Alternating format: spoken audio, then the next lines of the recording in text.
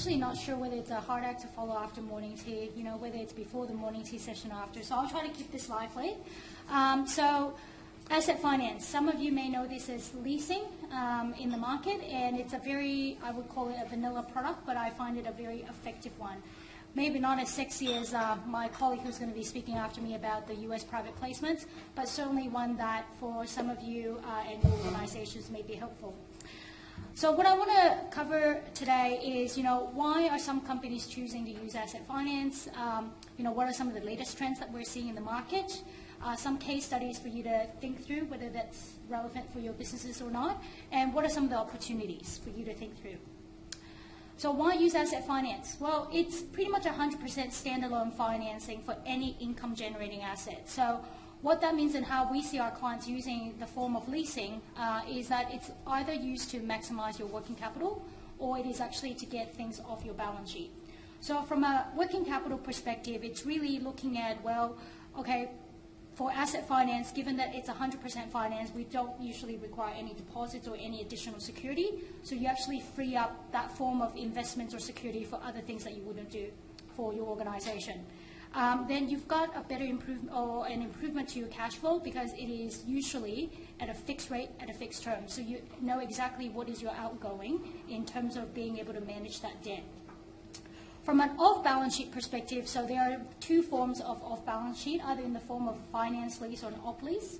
And the greatness about off-balance sheet is that you don't have to worry about the residual value risk at the end of that loan. What is the value of those assets? Because they're not, in a sense, owned by you. So you just pretty much pay your, what we call rental or your repayment, and at the end of the term, you can just kind of return the goods, or if it's in a fin lease or finance lease, you can opt to purchase those goods from the financier. So the ownership during the life of the loan, you don't have to worry about. And many times, depending on what assets you're putting onto a leasing arrangement, you also get rid of the headache of that total cost of ownership. And there are times where you can be outsourcing your whole procurement, all the way from procurement to disposal of these income-generating assets to the financiers, for them to actually help you alongside with their partners. So those are some of the things that you just have less worry, and so that you can manage your balance sheet for other bigger, better things. Latest trends. So, the AUD has dropped from being parity with the US dollar recently, or for the good last 6 to 9 months. So what we're seeing in the market is that there are a lot of customers now beginning to look at actually importing assets from overseas suppliers. So when the AUD was high, then that becomes less of an attractive option. But now that the overseas market is opening up more, there are more varieties of assets that can be sourced from overseas. We're actually seeing an increase. So we've commissioned a survey through Eastern Partner to look at, on a quarterly basis, what's the change in trends. And we find that businesses that has an annual turnover of 500 mil or more, 23% of those companies are now importing their assets from overseas. So what that means in terms of asset finance is that you can work with your financiers to actually get from a trade finance into an asset finance, and without needing to use up any of your working capital. So once you've sourced your equipment from overseas, work with your bank or your financier to look at a trade finance facility to finance it while it's on the ship, I guess, or being shipped here. Once it comes into onshore in Australia, then the asset finance facility usually takes out that trade facility, and then you just kind of commission the equipment and deploy it into your businesses so they can start generating income for you. So that's one trend that we're seeing. So about 6 to 9 months ago, in that quarter survey, only about 16% of large corporates were looking at importing equipment from overseas, and now that has increased to about 23%. So that's one trend that we're definitely seeing in the market. The other one that we're seeing in the market is energy efficiency. So there's certainly a lot of talk from the government to, you see it in the media, and corporates trying to be very sustainable and environmental friendly as part of our social responsibility. So corporates are looking at, when they're replacing the equipment for their companies, that whether they should choose to go into environmentally friendly equipment. So what we're seeing is that about 28% of large businesses are considering these solutions. So whether that's in solar panels, whether that's in hybrid or green cars, to, you know, replacing your refrigeration units, to your cogen and trigen. So these are all the things that companies are looking for, so that on the one hand, it is environmentally friendly, but more importantly, it's also reducing quite a significant cost base for them, because the energy cost for these energy efficient assets is much lower than the traditional assets. And then thirdly, the usual production rate from this equipment is much higher than the traditional ones. So these are just some of the things that we're coming through. So in the manufacturing industry, we're certainly seeing a pickup.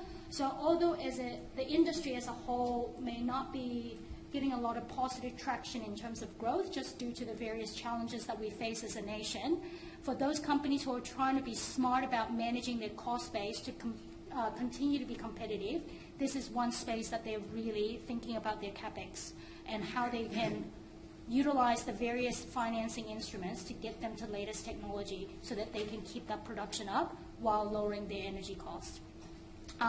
From then other companies like logistics companies, if they're managing a fleet of trucks or any other transportation vehicles, then they're also looking into hybrid models, and we're seeing a slight pickup in the sale of hybrid models in Australia as well. Then the third one that we're seeing lately is about leveraging on the very low interest rate market. So I guess, you know, as we open up the AFR every day and looking at, well, what's interest rate doing? Is it going to go up? Are we at the lowest of it all through the years?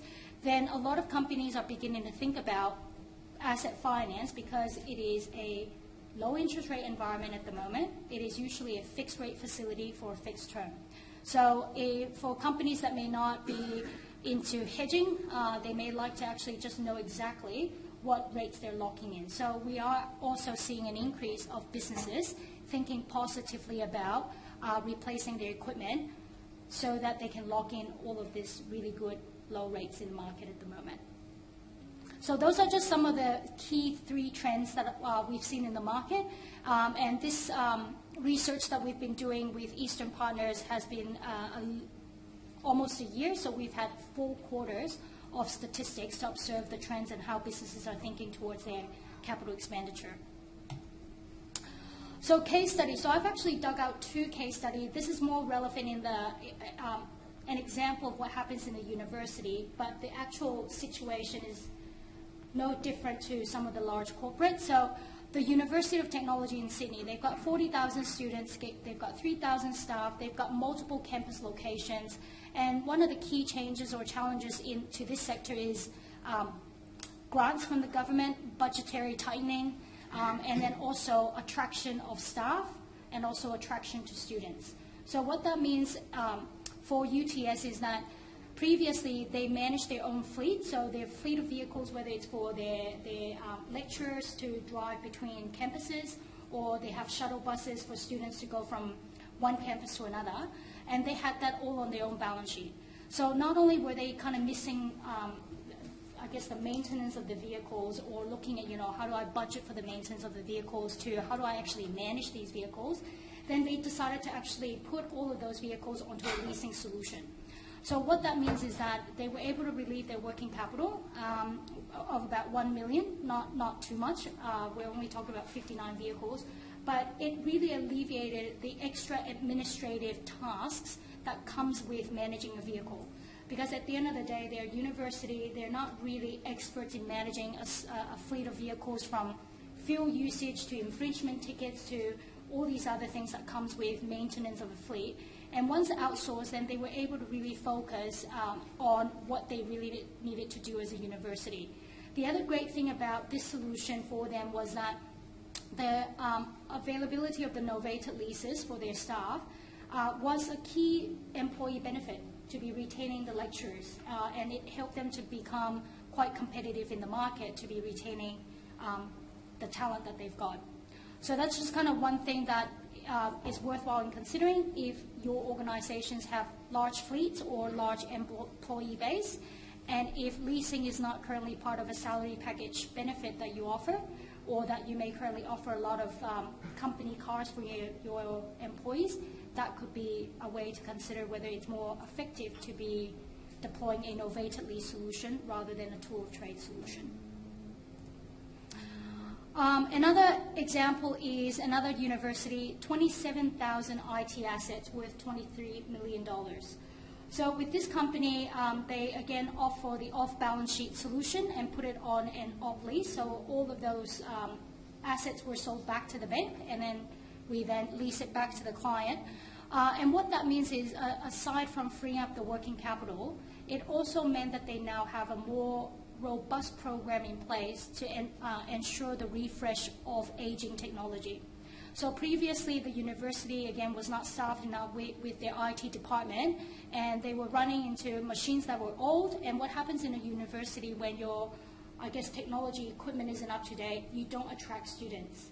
And this could be from laptops or computers in their computer labs to actually research equipment. So these could be medical equipment that they use in their medical school.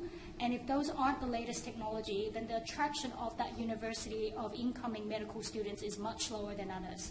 So by putting all of those technology-related assets onto a leasing arrangement, gets them the guarantee that they can refresh it in a more timely basis. They don't run into the end-of-life risk. And then also they don't need to have a whole department of IT people who are just running around the campuses upgrading equipment or IT equipment. So I guess the key question would be, for your organizations, how are technology assets managed? I can share with you that at the CBA, we don't do it too well ourselves, and we often run into rooms that have old laptops and technologies all stashed up on desks, and you would kind of ask, well, how much is it actually sitting, and is that actually on our balance sheet? There was another client that we helped in Sydney, where when we went to see the client, we walked through. The client actually apologized for not being able to put us in a conference room because the conference room had all old computers and servers. So we actually had to meet in this little other room. And then when we saw that opportunity, we started talking to them, well, how long have you been building up this pile of old equipment? And they said, oh, well, probably about 2-3 years. And we're like, you've been letting your conference room not in use just so that it becomes a storage room. They, yeah, unfortunately. So what happened is that we actually helped them. We told them about the solution, how we can actually help them get rid of those assets. We actually got about $500,000 back on the balance sheet for the client because we were helping them to dispose this equipment in the secondary market, and they were quite happy. And then we started talking to them about the leasing program for technology assets. So these are just some things that you can think about. The way that we look at it is that the larger the corporate, the larger would be the need for technology asset, because I would believe that today's day and age, probably each employee would at least have one technology asset on their desk that you may be thinking about, oh, is that actually on my balance sheet? And if so, what is actually that total cost of ownership of that asset sitting on my balance sheet? So the two case examples I gave you were more in the universities, but asset financing opportunity is really out there for every single industry. So the assets that you see up on the screen hopefully will look familiar to you, subject to what industries you come from. But the top line is pretty much every large corporate would have these. They would have some form of cars, whether those are company cars or you've got allowances for your staff to get cars that may not be in the form of novated lease. Everyone would have computers and laptops. Everyone will have probably some type of a server room. So even if that means you use a data center and you're using cloud, the cloud still needs to sit somewhere in the hardware. And then lastly is fit out. So a lot of the way that corporates are using the asset finance opportunity, particularly for accounting firms and law firms, would be their fit out. Because at the end of the day, simply put, is asset financing is financing for any of your income generating assets. And for a law firm or an accounting firm, their offices is their income producing assets. That is a place where they take meetings with their clients. That's where they do business. So there are many clients out there who are actually putting a fit out of their offices onto an asset finance facility. And then on the bottom part of the screen is really just more by industry sector. What are some of the more relevant equipment? So in the university or government space, it could be healthcare to parking meters at the councils that you see. In industries and agriculture, we've got all your agricultural machinery that could be relevant in the space. Construction and mining, you've got all the big yellow goods that would be very good candidates for considering asset finance, and so far and so forth. So I guess I want to leave you with some questions to think about for your businesses to see whether, is asset finance the right solution for you? How do you currently finance your income generating assets, and are you maximizing your working capital and deploying as much off balance sheet, should that be your strategy? What is your total cost of ownership, particularly for technology and motor vehicle fleets? Because those are the types of assets that run into end of life quite quickly. You want to have very good refresh programs, and the total cost is usually quite high. And do you purchase assets from overseas suppliers? If not, maybe it's now time to think about it, given how the AUD is placed, how overseas suppliers are now coming into the market, and the variety of choices that are out there for the various equipment. What is the average age of your equipment? So the survey that we've been conducting with Eastern Partner indicates that right now when we ask large corporates to say, well, what is the usual useful life, or how long they would use the equipment for in their businesses to produce income, it's actually reduced from about 5.3 years to 4.8. So meaning that at every fourth year or so, companies are looking into replacing those assets to make sure that they've got the latest model, to make sure that they've got the maximum output, productivity rate, and as I've indicated before, energy efficiency. And then lastly is locking in an interest rate a sound option for you, given that we're in a very low interest rate market and you want to understand more about your future outflows, and making sure that you've got the right understanding of the cash flow to your budgeting. Is that low rate one option for you to consider? So these are the things that I'll kind of leave you with to think about whether asset finance is a right alternative funding strategy for your business.